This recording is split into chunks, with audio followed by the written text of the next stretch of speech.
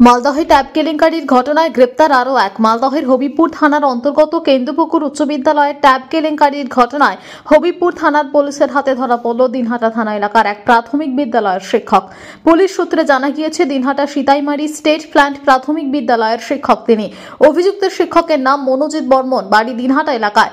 জানা গিয়েছে, অভিযুক্ত মনোজিৎ বর্মনের প্রায় 20টি নিজস্ব অ্যাকাউন্ট রয়েছে বিভিন্ন ব্যাংকে। তার মধ্যে প্রায় 8টি অ্যাকাউন্টে ট্যাব কাণ্ডের টাকা লেনদেন করে বলে সূত্রের খবর। এছাড়া অভিযুক্তের দাদা ও বউয়ের অ্যাকাউন্টে টাকা লেনদেন করা হয় বলে অভিযোগ। হবিবপুর থানার তরফে অভিযুক্তের মেডিকেল পরীক্ষা করার পর তাকে মালদা জেলা আদালতে পাঠানো হয়। পুলিশের তরফে আদালতের ধৃতের 10 দিনের রিমান্ডে নেওয়ার আবেদন জানানো হবে বলেই জানা গেছে।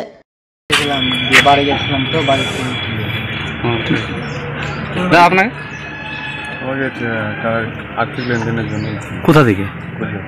কোচবিহার থেকে। কখন ধরেছিলেন? গতকাল রাত 1টা। আর্থিক লেনদেন বলতে কি বিষয়ের উপরে? সেটা বলতে হবে, ওনারাই বলতে হবে। হ্যাঁ, ওনারাই বলতে হবে। কোনো ঘটনার সাথে? সেটা বলতে পারছি না। কোথা থেকে নিচ্ছে আপনাকে?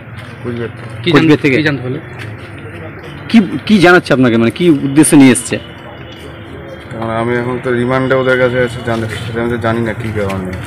তাহলে বাড়ি থেকে তুলে নিয়ে এসে টাকা পয়সা লেনদেন হচ্ছে, বলতে পারছি না, ওনারাই বলতে হবে। মালদহ থেকে নিজস্ব প্রতিনিধির রিপোর্ট, টিভি নিউজ 10।